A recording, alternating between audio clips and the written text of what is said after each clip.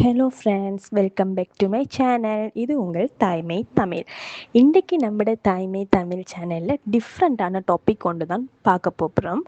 அதாவது இவ்வளோ நாளாக நம்ம ப்ரெக்னன்சி சம்பந்தமாக பார்த்துட்டு வந்தோம். பொதுவாக இந்த சேனல் வந்துட்டு ஒரு கேர்ளுக்கு என்னென்ன தேவை என்ற அடிப்படையில் தான் இருக்குது. அதை மாதிரி இன்றைக்கி கேர்ள்ஸுக்கு குடும்ப பொறுப்பில் இருக்கிற பெண்களுக்கு முக்கியமாக தேவையான ஒரு டாபிக் பற்றி பார்க்கலாம். சிக்கனமாக குடும்பத்தை நடத்துறது எப்படின்னு. சரியா? இது மோஸ்ட்டாக எல்லா கேர்ள்ஸும் பாய்ஸுக்கு தேவையான ஒரு இதான். அதாவது இப்போ குடும்ப பொறுப்புங்கிறது ஒரு பெண்ட கையில் தான் இருக்குது. ஸோ நம்ம அதுக்கேற்ற மாதிரி எப்படி குடும்பத்தை கொண்டு போகலாம் என்றதை பற்றி பார்க்கலாம். அதாவது இந்த தலைப்பு சிக்கனமாக குடும்பம் நடத்துவது எப்படி. இப்போ இருக்கிற காலத்தில் சம்பளம் எவ்வளோ வந்தாலும் செலவு அதை விட அதிகமாகவே போய்கிட்டே இருக்கும் இல்லையா? சம்பளம் வந்த உடனே வீட்டுக்கு தேவையான பொருட்கள் வாங்குறோம். அதாவது current bill, water bill, phone bill, குழந்தைகளோட செலவு, க்ரோசரி செலவு, இப்படி ஒவ்வொன்றா பார்த்தா பெரிய செலவுமாய் நமக்கு தெரியாது. ஆனால் மாத கடைசியில் அக்கௌண்ட்டை பார்த்து தான் அடடா இவ்வளோ பணம் எங்கே போச்சு அப்படின்னு நமக்கே தோணும். அதனால சிக்கனமாக குடும்பம் நடத்தணும்னா என்ன செய்யணும் என்பதை இந்த வீடியோவில் ஃபுல்லாக பார்க்கலாம். ஸோ ஸ்கிப் பண்ணாமல் இந்த வீடியோவை பாருங்கள். முதல்ல ஒரு விஷயத்தை புரிஞ்சுக்கொள்ளணும். சிக்கனம் அப்படின்னா எல்லாத்தையும் வாங்காமல் கஷ்டப்பட்டு வாழ்கிறது கிடையாது.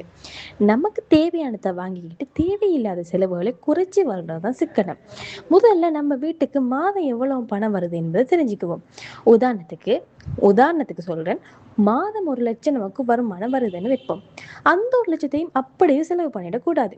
வாடகை எவ்வளவுன்னு பார்க்கணும், கிரோசரிக்கு எவ்வளவு செலவு வருதுன்னு பார்க்கணும், கரண்ட் பில் எவ்வளவு வருதுன்னு பார்க்கணும், ட்ராவல் செலவு எவ்வளவுன்னு பார்க்கணும், குழந்தைகளுக்கு எவ்வளவு செலவாகுதுன்னு பார்க்கணும். அப்படி ஒவ்வொன்று செலவையும் எழுதி பாருங்க. நம்மளுக்கு தெரியாம எவ்வளவு பணம் செலவு பண்றோம்னு அப்பதான் நமக்கு தெரிய வரும்.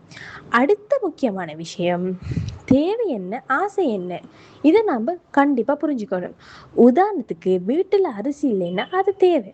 ஆனா வீட்டுல ஏற்கனவே நிறைய ட்ரெஸ் இருக்கும்போது இன்னொரு ட்ரெஸ் பிடிச்சிருக்கு என்பதுக்காக வாங்குறது தான் அதுதான் ஆசை. ஆசை வந்தா உடனே வாங்காம கொஞ்ச நேரம் யோசிச்சு பார்க்கணும். இது எனக்கு உண்மையிலே தேவையா அப்படின்னு நம்மளே கேள்வி கேட்டுக்கணும். அப்படி கேட்டாலே தேவையில்லாத நிறைய செலவுகளை குறைக்கும். அடுத்தது க்ரோசரி ஷாப்பிங். இதுல தான் நிறைய பேர் தெரியாம அதிகமா பணம் செலவாகிறது. சூப்பர் மார்க்கெட் போகக்குள்ள என்ன தேவைன்னு லிஸ்ட் வீட்டிலேயே போட்டு எடுத்துட்டு போங்க.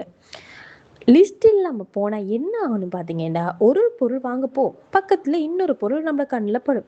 இது நல்லா இருக்கே, இதையும் வாங்கலான்னு வாங்குவோம். கடைசியில் வீட்டுக்கு வந்து பார்த்தா பாதி பொருட்கள் தேவையே இல்லாதான் இருக்கும். அதனால தான் வாங்க வேண்டிய பொருட்களை வீட்டிலே லிஸ்ட் பண்ணிக்கிட்டு போன வேண்டாம். அதே மாதிரி ஆஃபர் இருக்கு என்பதற்காக எல்லாத்தையும் வாங்காதீங்க. ஒரு ஒரு பொருள் 50% ஆஃபர்ல இருக்குண்டா நமக்கு அது தேவையான யோசிங்க. அது வாங்கினா 50% நீங்க சேவ் பண்ணல, அந்த இடத்துல செலவழிக்கிறீங்க, தேவையில்லாத ஒரு செலவு பண்ணிருக்க. அடுத்தது வெளியில சாப்பிட்றத கொஞ்சம் குறைக்கலாம். எப்பவாவது வெளியில சாப்பிட்றது பிரச்சனை இல்லை. ஆனா தினமும் வெளியில வாங்கி சாப்பிட்றது அல்லது அடிக்கடி ஆன்லைன் ஃபுட் ஆர்டர் பண்றது மாத செலவுல பெரிய மாற்றத்தை ஏற்படுத்துற விஷயம். வீட்டில் என்ன இருக்கு என்பதை பார்த்து அதுக்கேற்ற மாதிரி நம்ம வீட்டிலேயே சமைச்சு கொள்ளையிடும். மீதமான உணவை வீணாக்காம பயன்படுத்தக்கூடியதா இருந்தா சரியான முறையில் அடுத்த சாப்பாட்டுக்கு அதை பயன்படுத்தி கொள்ளையிடும். ஏன், நம்மட சாப்பாடு நம்மட வீடு நாம பார்க்குறோம். உணவை வீணாக்காம இருப்பதும் ஒரு பெரிய சிக்கனம் தான். அடுத்தது கரண்ட் பில். ரூம்ல யாரும் இல்லைன்னா லைட், ஃபேன் எல்லாம் இதுக்கு ஆன் பண்ணி வைக்கணும். டிவி பார்த்துட்டு எழுந்து போயிட்டு டிவி அப்படியே ஒன்றில் இருக்கு. இப்படி சின்ன சின்ன விஷயங்களை கவனிச்சாலே கரண்ட் பில்லை கொஞ்சம் கட்டுப்படுத்த முடியும். அடுத்தது ஆன்லைன் ஷாப்பிங். இப்போ ஆன்லைன் ஷாப்பிங் பண்ணுறது ரொம்ப ஈஸி. ஒரு ட்ரெஸ் பிடிச்சிருக்கு உடனே ஆர்டர், ஒரு கிச்சன் ஐட்டம்ஸ் பிடிச்சிருக்கு உடனே ஆர்டர். இப்படி நமக்கு தெரியாமல் நிறைய பணம் செலவாகும். அதனால எனக்கு ஒரு விஷயம் ரொம்ப யூஸ்ஃபுல்லாக தோணும். ஒரு பொருள் வாங்கணும்னு தோணுச்சுன்னா உடனே வாங்காமல் ஒரு நாள் வெயிட் பண்ணுங்க. நாளைக்கு அதை பார்த்து இது உண்மையிலே எனக்கு தேவையா அப்படின்னு யோசிங்க. பல நேரம் நம்மளோட அந்த ஆசையை மறந்து போயிருக்கு.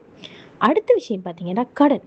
தேவையில்லாத பொருட்களுக்காக அடிக்கடி கடன் வாங்க ஆரம்பிச்சிட்டிங்கன்னா அடுத்த மாதங்கள்ல அந்த கடனை அடைக்கிறதுக்கே நம்மளோட சம்பளம் அதுக்கே போயிடும்.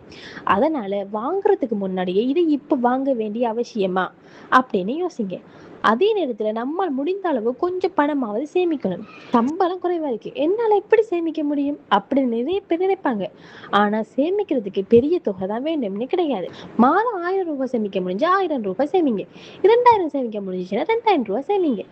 சின்ன தொகையா இருந்தாலும் தொடர்ந்து சேமிக்கிற பழக்கம் ரொம்ப முக்கியம். ஏன்னா நமக்கு எப்ப அன்எக்ஸ்பெக்டட் செலவு வரும்னு நமக்கே தெரியாது. வீட்டில் ஏதாவது ரிப்பேர் வரலாம், திடீர்னு ஒரு பெரிய செலவு வரலாம்.